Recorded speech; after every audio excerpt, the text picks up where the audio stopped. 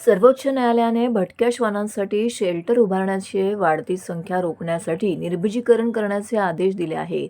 मात्र ठाणे महानगरपालिकेकडून अद्याप शेल्टर उभारण्यात आलेलं नाहीये. तसेच ठाणे महानगरपालिकेकडून एकही दवाखाना चालवला जात नसून निर्बीजीकरण गेल्या अनेक वर्षापासून बंद आहे. शिवाय निर्बीजीकरणाच्या नावाखाली रस्त्यावरून उचललेले श्वान हे गायब होत असल्याची माहिती राष्ट्रवादी काँग्रेस शरदचंद्र पवार पक्षाचे जिल्हाध्यक्ष मनोज प्रधान यांनी पत्रकारांशी बोलताना दिली आहे. गेल्या अनेक दिवसांपासून ठाणे शहरातील भटक्या श्वानांचा प्रश्न हा जटिल होऊ लागलेला आहे.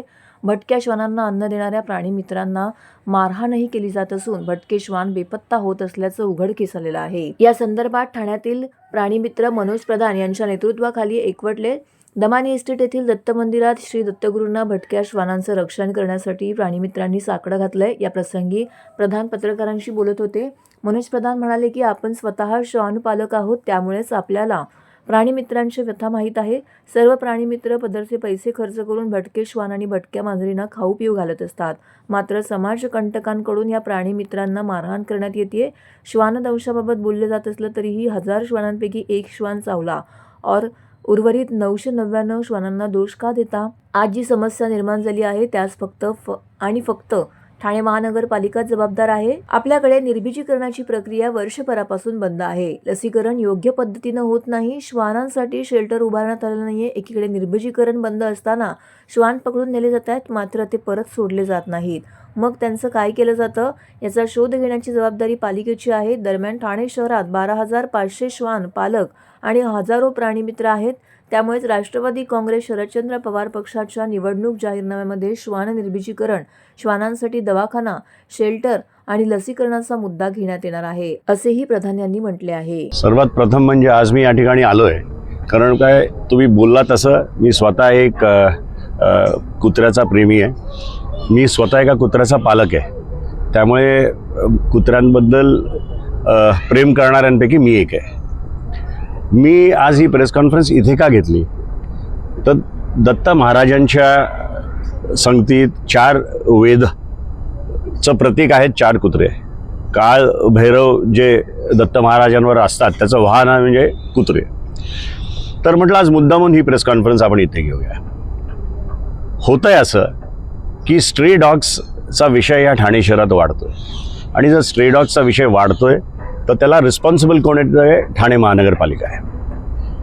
गेले 1 वर्ष त्यांची स्टेरिलायझेशन ड्राईव्ह कम्प्लिटली बंद आहे. पहिले आपल्याला ठाणे महानगरपालिकेला तुमच्या माध्यमातून आम्हाला विचारायचं आहे की स्ट्रे डॉगसाठी तुम्ही करताय काय? आज तुम्ही विचारलेला जो प्रश्न आहे सुप्रीम कोर्टच्या ऑर्डर संदर्भात, तर त्याच्यात असं आहे की आपल्या ठाणे शहरामध्ये स्ट्रे डॉग्ससाठी एकतरी शेल्टर आहे का? तर माझ्यामध्ये एकही शेल्टर नाही आहे. क्लिनिक्स आहेत का? वेटरनरी क्लिनिक्स आहेत का?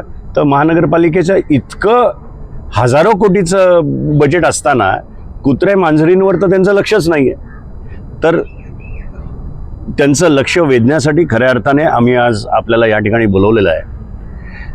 होतंय असं की गेले कित्येक दिवस आम्ही बघतोय की काही रस्त्यावरच्या कुत्र्यांना घेऊन गेलं जाते स्टेरिलायझेशनच्या नावावर. पण स्टेरिलायझेशन केल्यानंतर त्यांना परत आणून सोडत आहेत का तिकडे? तर त्यांना सोडत नाही. मग आमच्या मनात एक प्रश्न उद्भवतोय की ते कुत्र्यांना उचलतात तर घेऊन कुठे जातात? म्हणजे शंखेचं एक हे पाल कुठेतरी मनात चुकचुकते. दुसरं होतं आहे काय की कुत्रे प्रेमी जनता आहे, डॉग फीडर्स आहेत. स्वतःचा खर्च करून कष्ट करून रात्री अहोरात्री ते त्यांना फीड करण्यासाठी रस्त्यावर उतरतात. तर सामान्य लोक त्यांच्या विरोधातही तक्रारी करतात, त्यांना मारहाण करतात. तर त्यांचाही विषय आहे. आज सुप्रीम कोर्ट जी ऑर्डर म्हणते की बस डेपो, तर बस डेपो आणि बस स्टॉप याच्यातला फरक आपल्याला अजून डिफाईन करायचा आहे. म्हणजे त्या ऑर्डरमध्ये एवढी ॲम्बिग्विटी आहे की कुठला रस्ता, कुठलं हॉस्पिटल, कुठलं बस डेपो का नुसती डिस्पेन्सरी, ह्या गोष्टीवर कुठे स्पष्टीकरणच नाही आहे. आणि ह्याचा फायदा कोण घेतंय? तर जे डॉग हेटर्स आहेत ते काही ना काहीतरी आपल्याला एक सुप्रीम कोर्टची ऑर्डर दाखवायची आणि त्या अनुषंगाने जास्तीत जास्त कुत्र्यांना उचलायचं, हा प्रकार या ठाणे शहरात चाललाय. राष्ट्रवादी काँग्रेसच्या माध्यमातून मी एकच गोष्ट आपल्याला सांगू इच्छितो की येणाऱ्या इलेक्शनमध्ये राष्ट्रवादी काँग्रेसच्या मॅनिफेस्टोमध्ये आम्ही टाकू की डॉग्स कॅटसाठी एक चांगलं वेटरनरी हॉस्पिटल झालं पाहिजे. ओके, ही आमची प्रमुख मागणी आहे. स्टेरिलायझेशन प्रोसेस, नसबंदी, सगळ्या गोष्टींवर एक चांगलं आपलं ह्युमन रिसोर्सेस आपण दिले पाहिजेत आणि त्याचं अंमल कसं होईल ते आपल्याला सगळ्यांना बघितलं पाहिजे. आज हे सगळे जमलेली लोक आहेत, हे मनापासून एका रविवारच्या दिवशी आपला वेळ वाया घालवून जर येतात तर मनातनं त्यांना वाटतं म्हणून ते या ठिकाणी आलेले आहेत. मेरा नाम है रम्या नायर और मैं हूँ कल्पतरु सनराइज कोलचेत रोड से. बेसिकली अभी क्या हुआ है कि हमारे पास ऑलरेडी ABC रूल था, animal birth control rule, which was already there.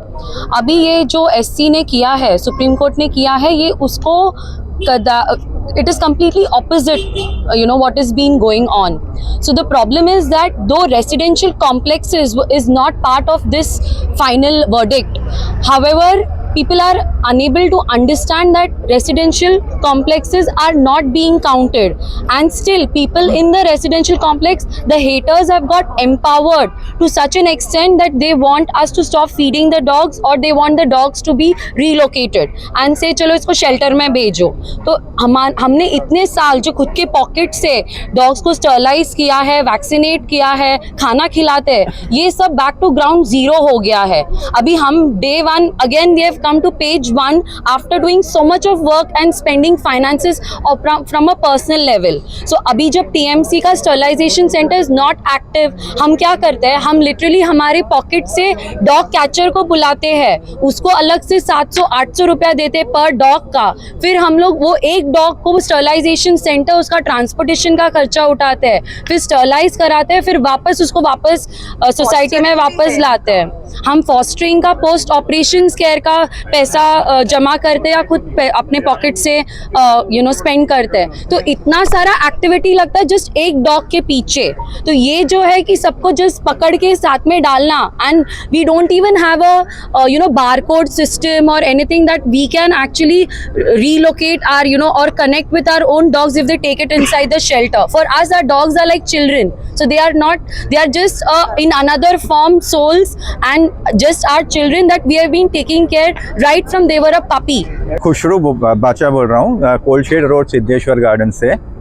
मेरा TMC से यही रिक्वेस्ट है कि जो सुप्रीम कोर्ट ने ऑर्डर दिया है उसमें ये बोला है कि पहले आप सीक्वेंस बताएं, पहले आप शेल्टर्स बनाओ, फिर उस जहाँ से उठाना है, जैसे public institutions like educational institute, universities वगैरह, वहाँ पे फेंसिंग करो, नोडल ऑफिसर अपॉइंट करो, फिर कुत्तों को उठाओ. आप वो सीक्वेंस फॉलो करो. आप पहले कुत्तों को उठाने का शुरू मत करो. आपके पास शेल्टर कहाँ है, फेंसिंग कहाँ है, पहले आप उल्टा मत प्रोसेस शुरू करो. जो सीक्वेंस में बोला है वही सीक्वेंस आप यूज़ करो, उतना ही कीजिए.